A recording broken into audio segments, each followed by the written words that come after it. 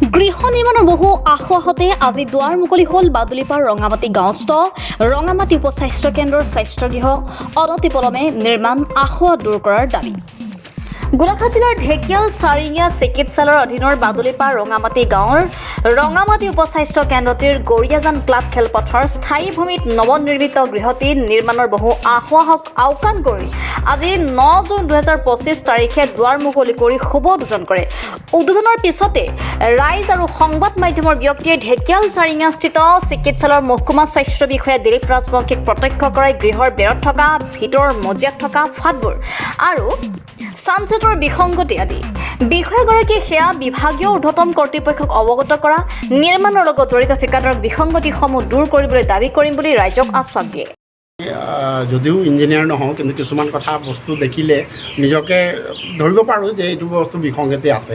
গতিকে কিছুমান দেখিছোঁ আমাৰ ৱালত ফাট মাৰিছে আৰু ফ্ল'ৰটো গোটেইটো ফাট মেলিছে। গতিকে ইয়াত মানে নিম্নমানৰ কাম হৈছে, কোনো চোৱা চিতা কৰা নাই, যাৰ কাৰণে তেওঁলোকৰ মানে যিসকলে কণ্ট্ৰেক্টৰে কাম কৰিছিলে অলপ নিম্নমানৰ কামেই হৈছে। গতিকে কণ্ট্ৰেক্টৰক অৱগত কৰি পেলাই যিখিনি কাম অখোৱা আছে সেইখিনি কাম কৰি দিবই লাগিব। ইয়ালৈ আৰু কোনো আমি আপোচ নহয়, সেইখিনিকে কৈছোঁ। আজি ৰঙামাটি চাব চেণ্টাৰ আমাৰ NRSMৰ উদ্যোগত যি বিল্ডিং বনিছিলে সেই বিল্ডিং আজি উদ্বোধনী অনুষ্ঠানত ভাগ ল'বলৈ পাই মই নিজকে ধন্য মানিছোঁ। বিশেষকৈ মানে যদিও চাব চেণ্টাৰটো ৰাইজৰ উপকৃত হ'ব, কিন্তু ইয়াত কিছুমান মই কিছুমান অখোৱা দেখা পালোঁ, যিটো মই জইণ্ট অৱগত কৰিম আৰু বিশেষকৈ কণ্ট্ৰেক্টৰো অৱগত কৰিম। যিখিনি অখোৱা আছে যাতে অনতিপলমে এই অখোৱাখিনি মানে দূৰ কৰি ৰাইজৰ মানে সুবিধাৰ্থে হস্পিটেলখন ভালকৈ মেৰামতি কৰি দিয়ে। কাৰণ এখন বৃহত্তৰ অঞ্চল, এইটো চাব চেণ্টাৰ আমাৰ বিশেষকৈ এই অঞ্চলৰ মেক্সিমাম ডেলিভাৰী আমাৰ ওচৰৰে হস্পিটেলখনত হয়।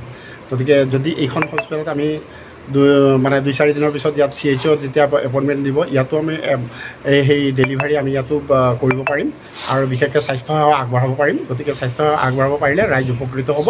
গতিকে সেই আশাৰে আজি আমি আমাৰ চৰকাৰৰ যি দৃঢ় পদক্ষেপ তাক আমি আন্তৰিকতাৰে লৈছোঁ আৰু যাতে আমি অনাগত দিনবোৰত আমি স্বাস্থ্য সেৱা ভালকৈ আগবঢ়াব পাৰিম তাৰে আমি কামনা কৰি আজি আমি এই হস্পিটেলখন উদ্বোধন কৰিলোঁ। ধন্যবাদ। ছাৰ, বিভিন্ন সময়ত ৰাইজৰ এটা প্ৰতিক্ৰিয়া হৈছে যে বাহিৰে ৰংচঙীয়া ভিতৰি কোৱা ভাতবি, ঠিক সেই সদৃশেৰে আজি সমাজকৰ্মী দুৰ্লভ ভূঞাই গৃহৰ শুভ উদ্বোধন কৰাৰ গৃহৰ পিছতে অসম চৰকাৰৰ সাহিত্যিক বঁটা প্ৰাপক সাহিত্যিক পবিত্ৰ বৰবৰাৰ সভাপতিত্বত এখনি সভা অনুষ্ঠিত হয়।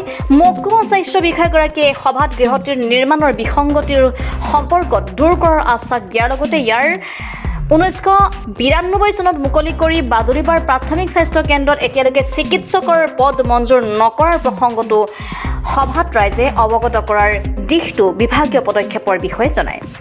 সভাত প্ৰদীপ শইকীয়া, পাৰ্থপ্ৰতিম বৰুৱা, নবীন গোহাঁই, জয়ন্তী ফুকন বৰবৰা, গাঁওবুঢ়া বিতুল শইকীয়া, ৱাৰ্ড সদস্য ভৱেশ বৰা আৰু পংকজ বৰুৱা আদিয়ে বক্তব্য আগবঢ়াই নিৰ্মাণৰ আশাহ আঙুলিয়াই দি তীব্ৰ সমালোচনা কৰে। বক্তব্যত কয় যে সাংবাদিকে ঠিকাদাৰক নিৰ্মাণৰ আশা দূৰ কৰিবলৈ কোৱাটো গৃহৰ এনে দুখ লগা অৱস্থাৰ সৃষ্টি কৰিলে। Momi Sabita Borbora reporter live Assam. এই কথাটো সত্য আমি প্ৰত্যক্ষ কৰিলোঁ। গতিকে সেইটো নিৰাময় কৰিবৰ কাৰণেও আমি জইণ্ট ডিৰেক্টৰৰ যিটো ৰাজহুৱাভাৱে এখন পিটিশ্যন দিবলৈ কৈছে, এখন দৰখাস্ত ৰাজহুৱাভাৱে দিয়া হওক, তেতিয়াহে ছাৰে কাম কৰিব পাৰিম বুলি কৈছে। গতিকে জইণ্ট ডিৰেক্টৰলৈ এখন ৰাজহুৱাভাৱে আমি দিয়াৰ ব্যৱস্থা কৰিম আৰু ইয়াতে গৈ কিছুমান বক্তব্য সামৰণি কৰিম।